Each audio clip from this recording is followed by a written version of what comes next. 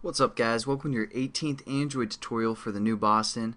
Again, it's me, Travis. What we're going to do in this tutorial is basically set up our menu, because we're going to create a lot of small applications and we just want to have a menu so we can kind of go to each activity and see what that example does. So basically our menu is going to be our activity that we want after our splash screen. So what we're going to do is we're going to just create a new class by right clicking on the package, if my computer doesn't freeze here, and then go to new class, and we're going to call this menu. Now hopefully you guys kind of get familiar with the layout of this on create stuff. Again, some things are probably still pretty confusing for you guys, but just stick with the series and everything will make sense at the end.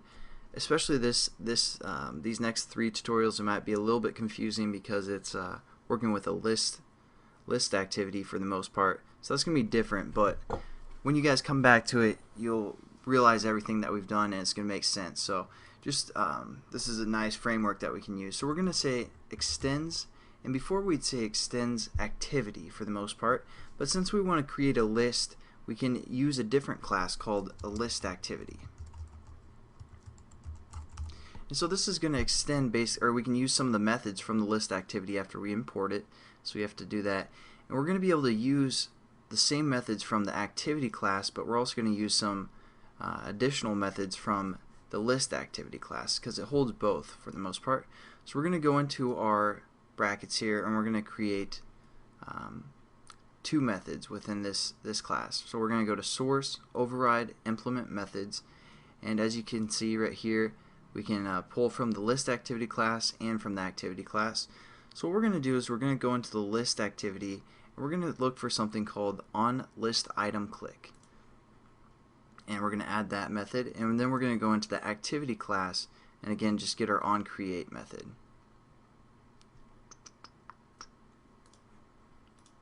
For the most part, nothing too new here. What we're going to set up is a variable. It's going to be a string array, and basically what an array is it holds multiple values for basically the same variable depending on what position it is. I know that's kind of confusing, but we're going to just set it up and I'll explain it as we go. And we want this string array to be able to be accessed by both our onCreate and our list item click. And I'm just going to move this up real quickly just because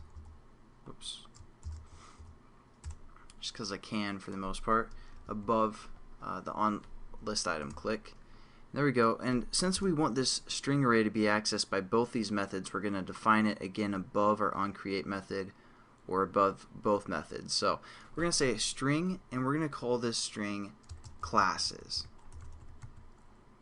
And to make it an array, you want to add square brackets like that, and we're going to hit this equals, and we're going to define the string array, and then I'll kind of explain what a string array is after we set it up. So what we're going to do is we're going to say again another pair of brackets right here, and then within quotations, because strings are basically like words. You can think of it like that. In programming, it's just a word. So we're going to call this first string position let's see, starting point, the exact same name as our class name that we have called starting point.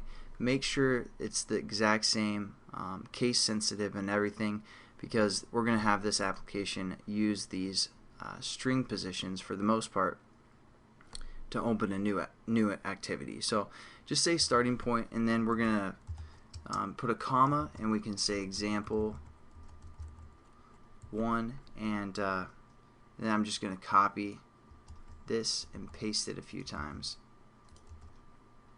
just to get some more things within our array. And I'm just it's still all in basically one line of code. I'm just copying and pasting. So we still need to enter bracket right here, and still need to finish it with a semicolon. So there we go. We have some things within our list array, and we can change these names as we go.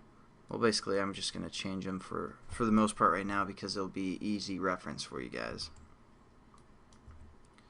So now what we can do is we can access this string array and give it a position, and it will find what position it is within the string. So Sorry, got an extra bracket there. Sorry if that confused you guys. So now, for example, we aren't going to reference it right here, but for example, we can use the variable name called classes, and within the brackets, we can say 4, something like that.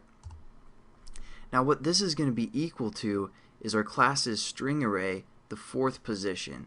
So it always starts at a 0. So starting point is our 0 position. This will be our first position, position 2, position 3, position 4. So what this is equal to is the exact same as quotations example 4, which would be a string. So basically, hopefully that kind of makes sense, and we're going to use this more. Again, I know it's kind of confusing at the moment, but just stick with the series, guys, and everything will make sense eventually. Thanks again for watching. We basically just set up the string array, and we're going to finish this whole activity in the next couple tutorials. So I'll catch you guys then. Have a good day.